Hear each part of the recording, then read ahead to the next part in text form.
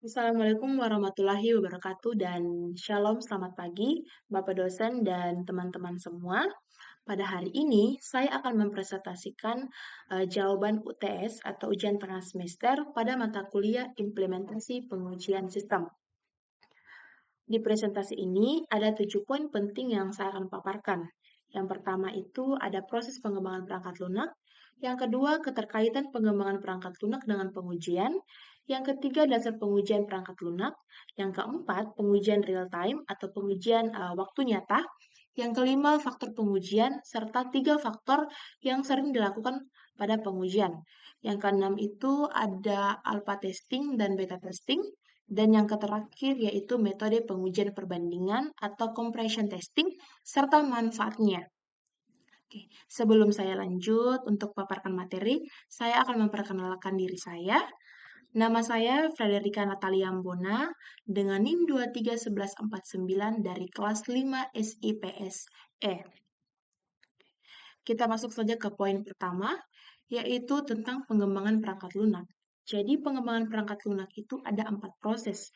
Yang pertama itu ada do, ada plan, ada do, ada check, serta action. Oke, kita bahas dulu satu persatu. Yang pertama itu ada plan. Plan adalah menentukan tujuan, menganalisis kebutuhan, dan membuat rencana kerja agar sistem yang dikembangkan sesuai harapan. Tahapan proses dari plan yang pertama itu menganalisis kebutuhan sistem dan masalah yang ada. Selanjutnya itu menentukan tujuan dan strategi pengembangan dan yang terakhir membuat desain sistem serta rencana kerja. Oke. Yang kedua itu kita akan membahas tentang do. Do itu merupakan pelaksanaan rencana dengan membuat, menguji, dan mengimplementasikan perangkat lunak sesuai desain. Oke. Tahapan proses dari do itu ada 3. Yang pertama itu menerapkan rencana yang sudah dibuat. Yang kedua mengembangkan dan menguji perangkat lunak melalui coding, testingan awal. Dan yang terakhir itu mengumpulkan data hasil dari pelaksanaan. Oke. Selanjutnya itu cek. Cek merupakan mengevaluasi hasil pekerjaan, terus dia membandingkan dengan rencana awal, serta mencari kesalahan atau kekurangan. Tahapan proses dari cek itu ada 3 juga. Yang pertama mengevaluasi hasil pekerjaan, yang kedua membandingkan hasil dengan tujuan awal, dan yang terakhir mengidentifikasi kesalahan bug atau kekurangan. Oke, yang terakhir ada action. Action yaitu memperbaiki hasil berdasarkan evaluasi, lalu menetapkan standar baru atau memulai siklus berikutnya untuk peningkatan berkelanjutan.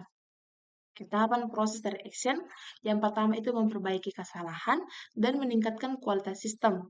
Yang kedua, menetapkan standar baru jika hasilnya itu sesuai dengan harapan dari pengguna serta dari orang yang memperbaiki sistem tersebut. Dan yang terakhir adalah mengurangi siklus PDCA atau Plan, Do, Check, dan Action untuk memperbaiki berkelanjutannya. Selanjutnya itu poin kedua, kita akan membahas tentang keterkaitan pengembangan perangkat lunak dengan pengujian. Oke.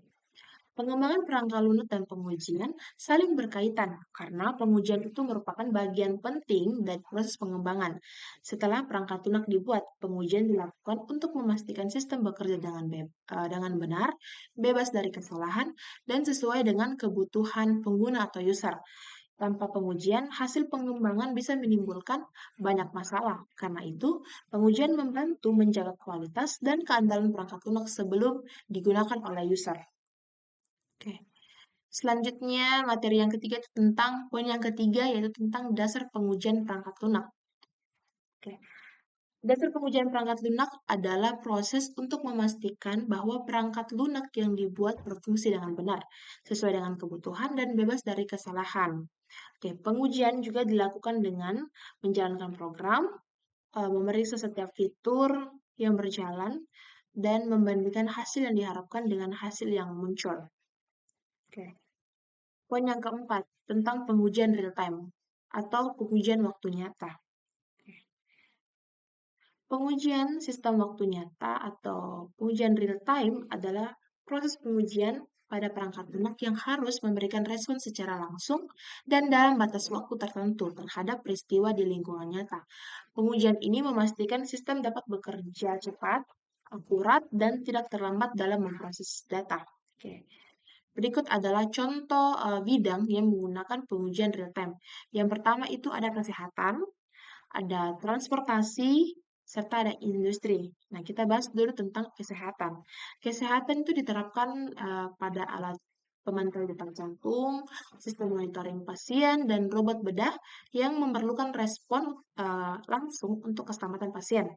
Yang kedua itu ada transportasi. Contohnya itu diterapkan pada sistem rem otomatis, sensor parkir, dan kendaraan otonom yang harus bereaksi pada waktu untuk menghindari kecelakaan.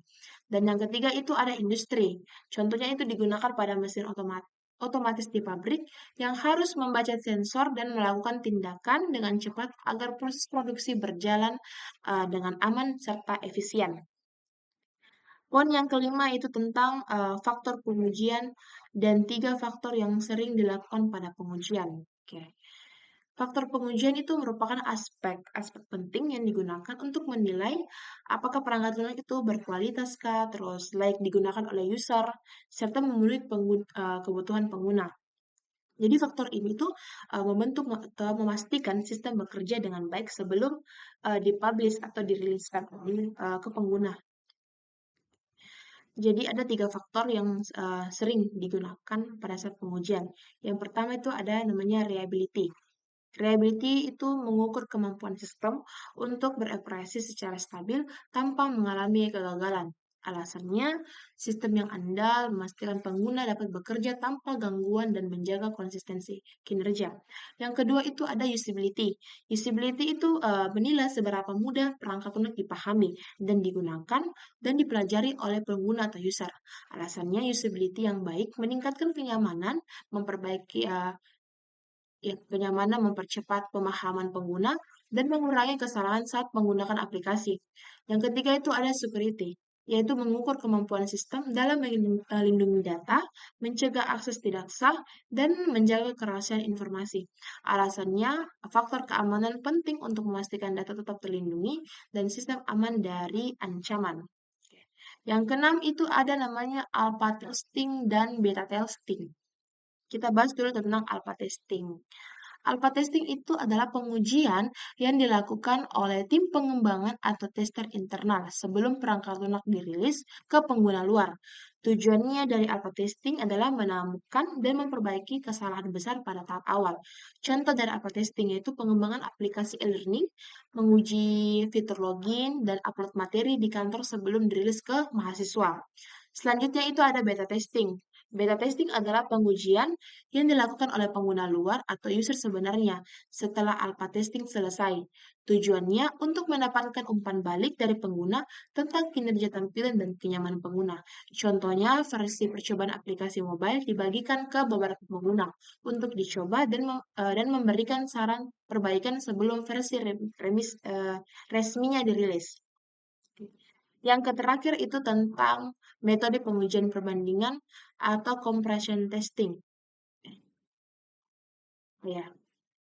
Yang terakhir itu tentang metode pengujian perbandingan atau compression testing, serta manfaatnya.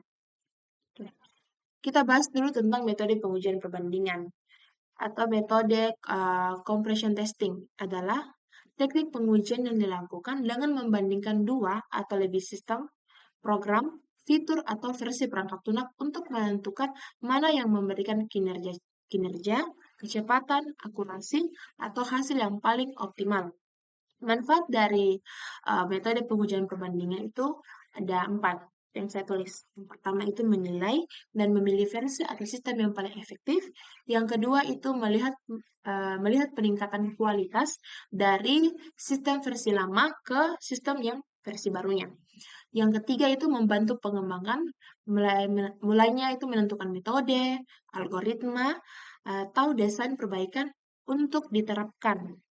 Dan yang terakhir itu ada memastikan perangkat lunak yang dipilih untuk memilih kinerja paling stabil serta efisien. Sekian presentasi saya pada pagi hari ini. Mohon maaf jika penjelasan saya kurang jelas dan kurang tepat. Dan saya berterima kasih kepada Bapak dosen dan teman-teman yang sudah mau mendengarkan presentasi saya pada pagi hari ini. Akhir kata saya ucapkan terima kasih dan sampai jumpa di next video presentasi. Oke.